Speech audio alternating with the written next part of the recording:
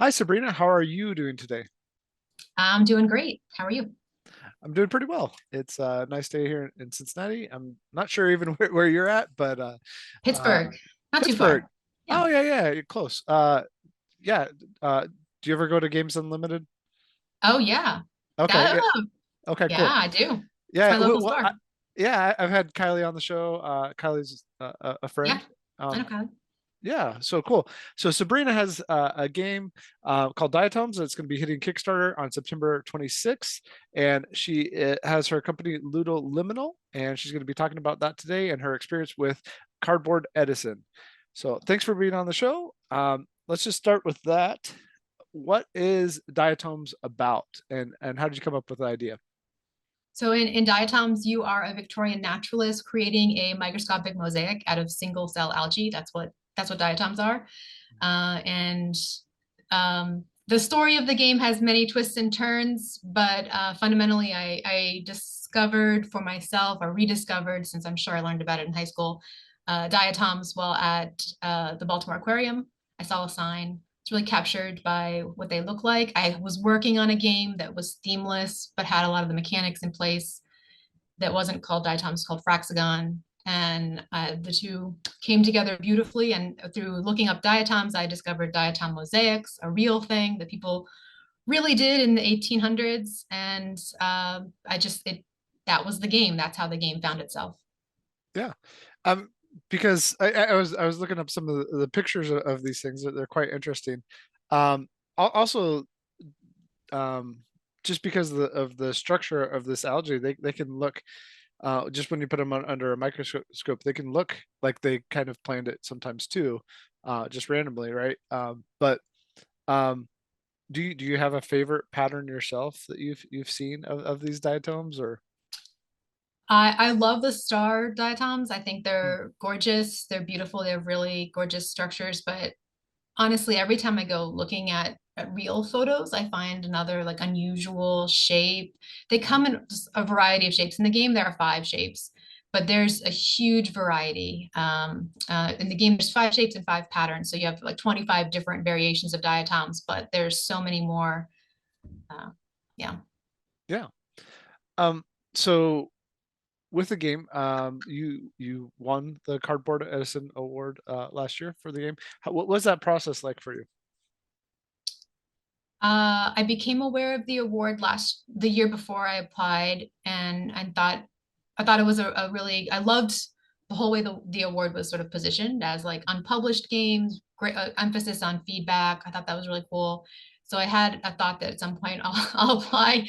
And then Diatoms kind of came together just in time to make their January deadline earlier this year, and was able to get together a video for the game, and then it was just a lot of waiting. And my whole I was thinking at the time that I might do Diatoms as the first game that I would publish. Hmm. And so part of my thinking was, well, I'll get great feedback from people in industry.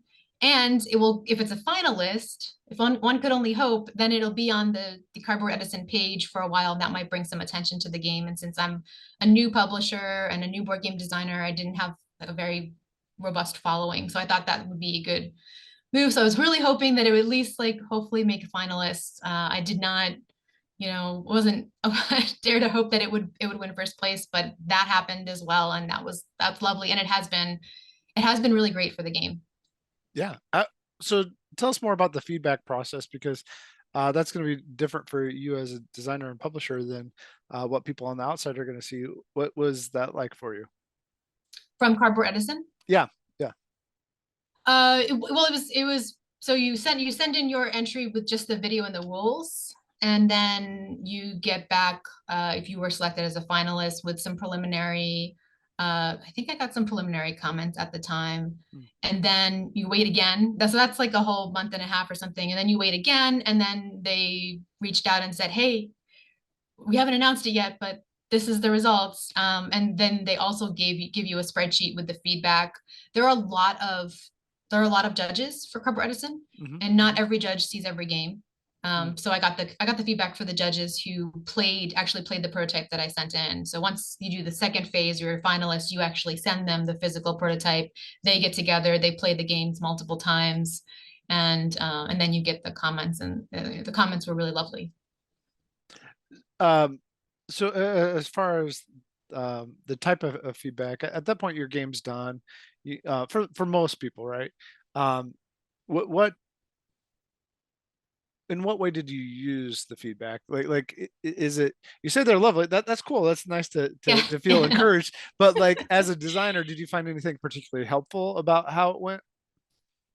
Um, so the game, I think the game was spiritually done, but not like 100% done in terms of Hmm. execution. So Okay. where people mentioned specific things that maybe were sticking points or things that they didn't get initially, I've tried to double down on, like how I structure the instructions, etc.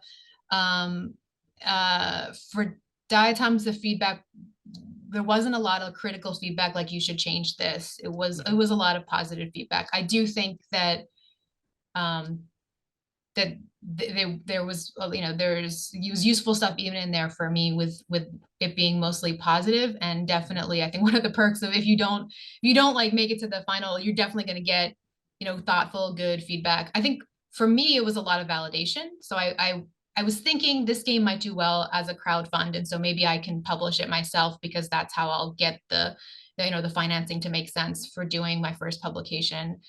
And the Cardboard Edison feedback was a lot of validation for that direction, and it made me feel a lot more confident in taking the game forward. So for Diatoms, that's how I use the feedback a lot, is to help me double down on what was working about the game, and really like celebrate that, and move forward in more confidence for that. Yeah. I mean, it's a nice piece of marketing to say, "Hey, I won this award, and I can report." 100%. Yeah. Yeah. Um, so related to that, why do you want to publish your own game? I've talked to designers at every different level, people who have tons of published games and they've self-published before, and they're like, I'm never going back to that. Others who enjoy the process and they continue with it, and some others who are at this first stage like you. Why did you think, yes, this is what I want to do? I want to self-publish. So I'm a game designer, but I kind of think of myself more as an experienced designer. Like Mm, I think about the moment at the table, the moment you open the box, the moment you play the first game. mhm, And there's a lot in the design that feeds into that moment, but there's so much in the product design and in the positioning of the product that's part of that moment. And so for me, where I am, I wanted to try that. Will I love it in the end when I come out the other side? I have tried to maintain a very learning perspective for this. This will be my first mm, game that I publish. Maybe I'll never do another. So far, I'm really enjoying the process, but I'm mhm. also like, there's a lot of stuff that's new for me, a lot of stuff that will be new, or even over the next year after the Kickstarter, doing the fulfillment. So all of that, we'll see how I feel in a year. Ask me again in a year. But right now, it's really interesting. I'm having a lot of fun. I feel like I want to touch the product at the end. Mm. So that's part of why I'm interested in publication, because you get to touch it all the way to the end. And that's a piece of it that I'm very interested in as a experienced designer. Um, but I'm trying to remain open to the idea that I would want to do more of this, or maybe I won't. Yeah. Um, so with the game, what did you find challenging in taking it from, here I have this idea, to bringing it to this final product that you're going to show people on Kickstarter in a couple of weeks? What was the, like, the thing that really made you slow down, or maybe there wasn't anything and something that you really enjoyed the most? Oh, there's definitely things that made me slow down. Okay, yeah. No, I mean, uh, I talked to so many, a half a dozen manufacturers, went back and forth about that. Fulfillment and the logistics of that. These are places where I'm making really new decisions for me. Mm, And so I'm trying to learn as much as I can, also be open to the fact that I don't know what I don't know, and just talk to a lot of people.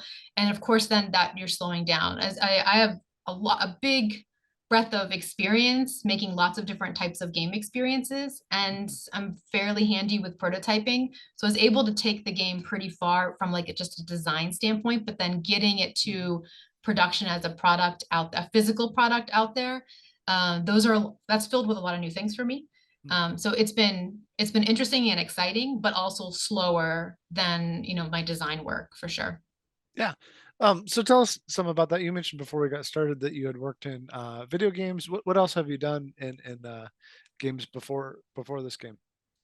So I worked at a company here in Pittsburgh that did a whole bunch of different types of game and game-like experiences. So I've worked on children's MMOs and tablet games and location-based games at theme parks and games in museums. So I've done a whole bunch of different types of game experiences, some of them location-based, some of them platform-based. Mhm. And then I've done some with physical components, and then most recently board games. So a huge variety. A feature of that job where I worked for 13 years was that no project was the same, used the same technology, had the same like trajectory of what kind of an Yeah. experience you were building. Um, was there anything that surprised you? I mean, it sounds like you have quite a breadth of experience, but was there anything that surprised you about making that change from digital to physical board games? I know you've worked on at least one other board game before, but just getting the design process done, and also, I guess, how many other people were involved in that design process for the board game regularly?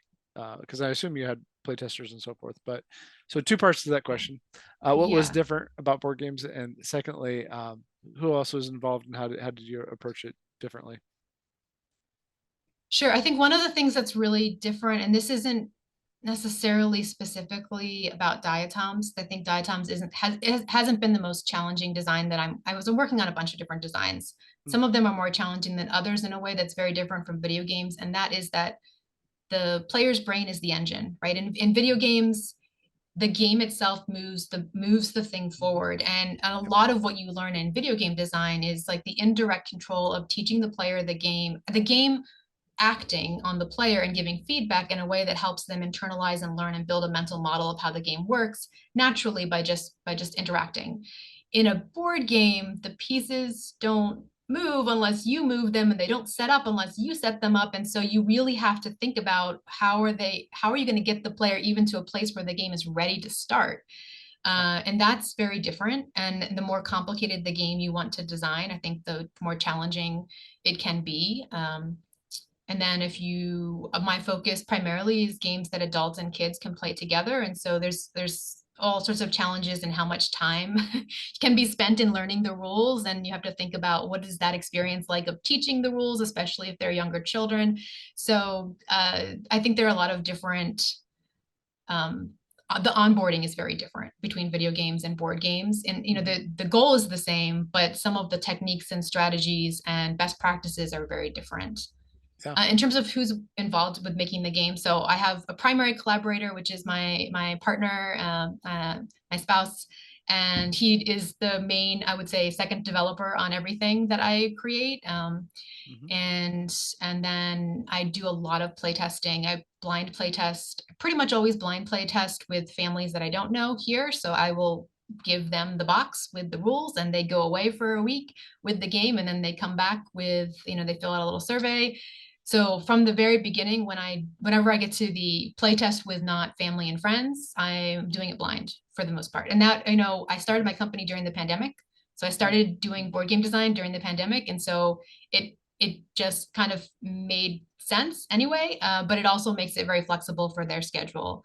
But it means that you have to have rules. You have to be able to explain the game when you're not there, and then they need to be able to get into the game. But it's a really good test of, you know, how is the game going. It also means that your earlier versions are a little bit tougher for the feedbacks. The feedback is a lot about how the game presents itself. Even, you know, and you have to be able to like navigate that versus what the game is. But I also play test with friends and family, local, around the table, and then of course some digitally. This past summer, I didn't really do much digital playtesting at all with Diatoms until actually this past like May, right Mm. after I won the Cardboard Edison Award. I was getting it into a digital format and doing a lot more playtesting, and I've continued to do digital playtesting on first on Tabletop Simulator, and now primarily on ScreenTop. Through the summer, I was developing a solo variant and also just playing with the balance and in the game, there's the base scoring, and then there are these guest judges you can play with that change up the scoring. And so I was doing a lot of playtesting of that online with other designers and in various like Discord design communities. Yeah. So, um, I mean, there's two main ways you can approach play testing, and you've already talked about the one. And the other one is just to hand people stuff, but watch them, observe them as they Yeah. interact, and take notes. What do you find helpful, uh, and also what do you find difficult about just handing something off? You've kind of touched on it a little bit, but um, it definitely comes with its own set of challenges. To hear feedback from somebody who you can't do anything, and you can't even see what they did. Yeah, I mean, I can ask them to take photos of the board state. I can ask them, I give a playtest log with some guidance on things they might want to jot down while they're playing. But I'm kind of getting, in some ways, it's like what they think about after the game. It's what they remember about the experience, which is Mhm. what they'll tell other people. So it is an interesting, maybe closer approximation to the real world experience when someone picks up a game and takes it home. But from my previous life in video games, we always brought families in, and we would watch them, and and as much as we could, hands off. And I love that too. I love watching the expressions. That's really useful. The body language. There's a lot you can get from that.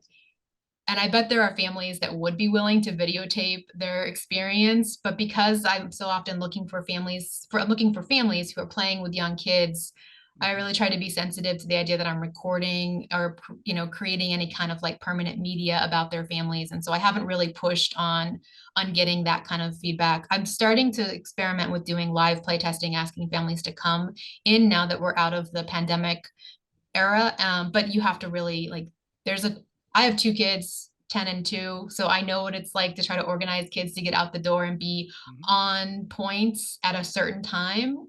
So there's some benefit to just giving the families the game and saying, whenever it fits into your schedule over the next week, try playing this game, versus be here at 2 p.m. and you're going to stay till 4. There are good things and bad things. They're definitely missing the body language and the facial expressions and being able to see the things that maybe playtesters don't even recognize themselves, where they were getting stuck. And the evolution of the understanding. I think it's harder as a playtester to remember how, oh yeah, that thing didn't make sense to me in the beginning. When you're just giving feedback at the end, you might not always record that. But if you're watching people play and you see like they did it wrong the first turn, but by the end of the 10th turn, they totally got it. As the Mhm. designer, you pick up on those things when you're observing. So I'd love to be a fly on the wall during it, but I'm definitely, that's what I use, like my friends and family when I'm co-playing with them. I use Mhm. them for that kind of testing. And then for the families I don't really know who I'm blind play testing with, I have to kind of rely on their self-reporting. Yeah. Um, so you mentioned you have a 10-year-old. Do you feel like this is a good game for that age, or like what's your goal as far as who's playing the game? Yeah, my goal is 8 plus. And the game, I wouldn't say like it's the appeal part, like the theme is necessarily targeted towards kids, like says, oh, I'm a kid's game. But 8 plus is like around where you can start to play the game and enjoy it and be able to participate fully in the strategy of the game. And my daughter can. And she has played it many times with me. Um, and that was my one of my design goals from the beginning, was like a game that would fit really well for adults, but kids could play too, and it could be a co-play experience. Yeah. So what are some other games that informed your design of this game, and you thought, I want people to have a similar experience to this, uh, as what I had when I played this, as Yeah. I yeah. Um, so when I started out, this kind of goes back to the story of the game, where like I originally started designing this game in response to a grant that I got to make a family-oriented game that supported math identity. And when I started doing that designing, I was doing a lot of different prototypes, and I was talking to people who use games in the classroom and looking at communities of people that talk about using like just off the shelf games to support math for their kids, and what worked for games that were targeted towards math versus games that weren't targeted towards math, but you could like, get something from them. And I would say that from there, it was just very open to more the mechanics than like the game experience. But as I started developing the game and it started to come into focus, I think my main touch point has been Azul, Mm, because Azul is a game that it's very tactile, it's very puzzly. It's there is a little bit of an element of player interaction, but you don't feel, especially the first few games, like mhm, you're not feeling like other people can interfere with you. Now, there is deeper strategy there, but it has that kind of like gentleness to it, even though it's a kind of a mathy abstract game at its core. And so I want, and I have been delighted that multiple people, when they play Diatoms, they're like, I kind of feel like I'm doing thinking stuff like Azul. If people like Azul, they tend to like Diatoms. So I think I've hit that. Other games that have come up that I actually hadn't played before before I designed Diatoms, but people mention uh, it feels like a Sagrada is another one that often comes up. Um, so like those kinds of like puzzly abstract games that also have a theme, and both of those have an art theme to them too. So I think mhm. the comparison is very natural. Yeah. Um, it's interesting that you say Azul is gentle. That's When you get into go the deep theory of mind of who's taking what factories and who's going yeah. after what, you can definitely go deep on it. And I think that's one of the reasons that people, stick with it as a game. But the first time you play, or like new players don't see that. They just kind of see the like fun puzzle that they're figuring out. Mhm, mhm, Um, and Diatoms is very much like that. There's not direct competition. Now mhm. you can get into a space where you can somewhat try to block or affect other people, but for the most part, you're building your own thing. And that was very intentional. So I'm not going to be left with like 8 blues that I can't use or something like in Azul. No, in the main game of Diatoms, Yeah. it's very unusual. I guess you could end up in a space where you can't play a diatom that you've collected. It's very unusual, but you can. So the game is played in two puzzle spaces. That's one of the things that's kind of unusual about it. It has um, a shared tableau where that's the algae pond that Mhm, everybody is playing into, and then you collect from the algae pond. You're collecting diatoms that you find based on the tiles that you've played, and those diatoms get arranged on your personal slide board. And so it is possible and it's open hand. There's no hidden information. Everybody mhm. knows what everybody else has. Technically, you could kind of look over and see, oh, you're going after that color. So you could be watching other people and really trying in practice, and the way that the game presents and like the atmosphere it creates, that's not very common. And then you can't, it's hard to completely block people because it's a little bit of how the water tiles play out and how they appear around the table that you have sort of limited control over. So it prevents you from absolutely being vicious to other players, but there is room to be like, oh, I both of these are good spots for me, but this one's better for you. I'll take that one because it also prevents you from getting something that might then you end up like a higher score than me. I would say that's not first game play. My partner, when we play, that can often come out in our two-player games. But it isn't the way that the game presents. It isn't the spirit of the game, and it isn't the game doesn't like support that and say this is the way you Sure. this is the way to success. Um, so as you are there going to be cardboard? I saw pictures of it Mhm. of the game in a couple different places, but it's going to be cardboard uh Yeah, the for the pieces are mhm. chipboard with a foil topping, so Oh, okay. they're shimmery. Here, wait, hold on. Sure.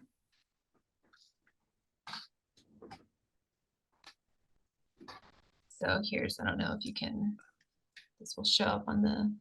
It's hard with photos too, right? Like Yeah, yeah. there's like an iridescent treatment to them. So they kind of, I Okay. don't even know if it's coming out with this in this lighting, but they glimmer.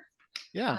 And that's an homage to the fact that the diatoms themselves have a silica-based exterior cell wall. So they have this glass-like, Mhm. in fact, they're nicknamed the jewels of the sea. That's a term that, like a descriptive term that has been used in with naturalists writing about them. And so the pieces are trying to evoke that. Yeah. And they're extremely important to the earth because they give off so much oxygen too. So Yeah. that's really cool. Um when the when the game comes out, is there anything that you are besides sales? Obviously, you need sales, but besides sales, is there anything that you are worried about in terms of how people interact with the game? Like what? Let me ask that differently. Actually, let's go back. What is your um ideal interaction with the game when like somebody finds this hopefully at Barnes and Noble or something like that in the future? Um, That'd be lovely. yeah, and they bring it home. What type of experience are you hoping to craft so that they open it, they enjoy it with their family? What does that enjoyment look like? A cozy puzzle game. So a relaxing, I'm making a piece of art. It's beautiful, it's tactile.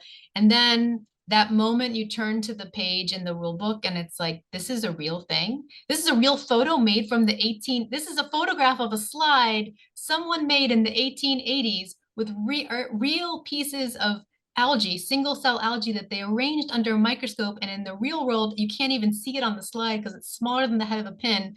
This is a real thing that people really do. And these are real photographs of real geometric shapes that exist in every drop of water around you. That wasn't part of my original plan when I started thinking of like a fun family game that also supported math identity.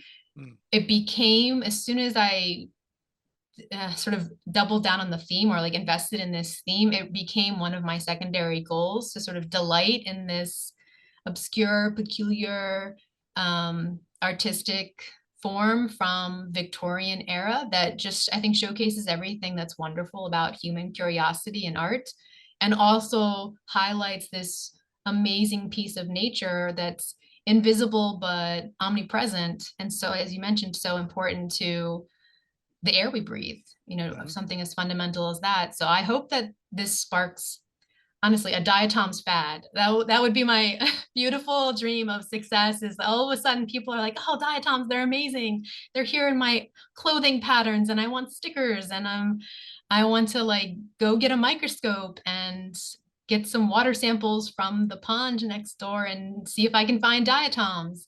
That would be amazing success beyond just sales. Yeah. I mean, have you gone out and tried to do this yourself? Like made one of these with I natural? haven't tried to make one yet. Okay. So I just acquired, it's funny, I just acquired a microscope to be able to see them. Hmm. I have some slides that I've recently acquired. And so I'm kind of headed towards that way. There's not as much documentation as you'd want, I think, on how to do it for real. And I think some modern day mosaics, people are taking like the really nice individual photographs and then just arranging them digitally, which is, I don't mean to like downplay that, that's also really cool and can look stunning, but I think there's something wonderful about actually gathering individual diatoms. But it's you need the right tool set and it's sort of a painstaking process. And I talked to one present day artist who was like, it's hundreds of hours to make one of these mosaics. So you can do it in 30 to 40 minutes on game night with Diatoms the game. I do hope to someday make my own. It's definitely piqued my interest in Diatoms the real creations, and I've even watched. Uh, there's actually a really lovely Twitch channel. I think it's Studio Cornix, which is this artist in the Midwest. She creates dyes out of algae, and she also does cozy science streams on Wednesday evenings, where she streams herself looking under a microscope, finding diatoms. So Mm. just it's been a connection to sort of like these delightful subcultures of people who are into diatoms. I would say I'm still a novice of like exploring that world of science myself, but I definitely find it delightful and it's opened me up to all sorts of new appreciation for it. That's very cool. Um, Going back to the math part of the game, how does math inform the game design? So one of the big things I heard over and over again, and actually I'd heard this or was familiar with this from my work working at the video game studio where we had done some educational oriented games, that spatial reasoning is a huge supporter and predictor of math skill and the ability to sort of stick with math long term going into middle school and beyond, where you see a lot of drop off with kids. And so one of the emphases of the places where I was exploring and prototyping was spatial reasoning, and visualizing moves before you make them is part of that. Like, what does this look like if you rotate it? And then would it fit there? What if you like mirror it? Would it flip there? And so the core initial like puzzle of Diatoms is really oriented around that spatial reasoning, and supporting a game where you do that over and over again. It's part of the main part of the game. And then the other thing that I was exploring was something that I heard adults talk about in terms of insecurities for math for them, which is fractions. People that adults get like, fractions aren't for me. They have this PTSD from middle school, and I mean, not to downplay it, but they have some sort of like, you know, memory of really struggling with this. And so one of my thoughts of exploration was, what about a game where you're kind of looking at fractions over and over again in the gameplay, but it doesn't feel like the game's not telling you that you need to master fractions. It's just, let's play with it. Let's have that be part of the experience. So in the game, you look at sort of the proportion, the fraction of the algae colors in the sample that you create in that shared puzzle, and then you translate that into the diatom species that you find in your sample. And so over and over again, you're kind of just looking at this thing in a way that is like fractions, but there's not a heavy emphasis on calling it fractions or having you do math with fractions. It's more just, let's just play and have it be present. And I think that that is really, that familiarity, that like comfort is what I'm going for, of like, this isn't a test. This isn't a statement about your math ability. It just is something we're playing with together, and it's very visual, and you do it over and over again. And there's also scaffolding in the game to support that. It's with the player aids, and there's actually a lens tool that helps you focus in on the sample points that you create, which isn't necessary. And as you play, most players tend to use it less and less, but first time players will really use it. It's part role play, it's part the current player marker, but it's also really about being able to really visualize and isolate and see what you've made in terms of the sample and its fractions within it.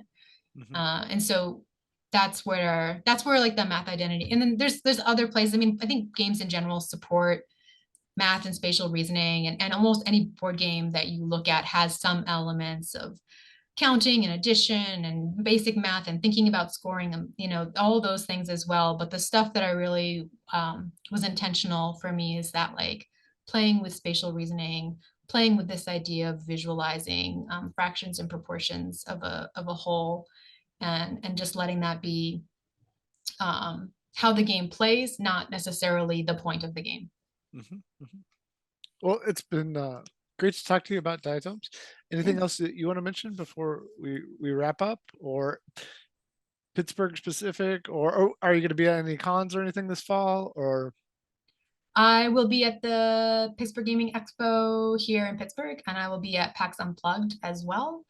But the Kickstarter starts next Tuesday, September 26th, and then runs to October 26th. So by the time I get to PAX Unplugged, I'll be done. And then Diatoms will also, there will be a copy of Diatoms showing at Essen. oh, nice. So yeah, so there will be a little bit of visibility at some events this fall, but for the most part, I'm focused on the Kickstarter. Are you going to Essen, or? I am not going to Essen, Okay. but there will be, I'm working with Dina Setso Studio, which is helping me with some of the marketing for the game, and I'm trying to find the booth number, but I can't. But they'll have a booth. I don't know if you put it in the show notes, but there'll be a booth where you can go and see Diatoms in person and play it. The other thing I'll say is that during the Kickstarter, there'll be a version on ScreenTop that'll be publicly available that you can play, and there'll be a backer special ScreenTop version that will be available after the Kickstarter. If you back, you'll get a key for the ScreenTop version. So there's a couple different ways you can see the game. Very cool. Well, thank you so much, Sabrina. I hope all the success for your game, and hopefully we'll get to play it together in person someday. So that'd be lovely. Thank you so much. Thank you. Have a good day. You too. Bye.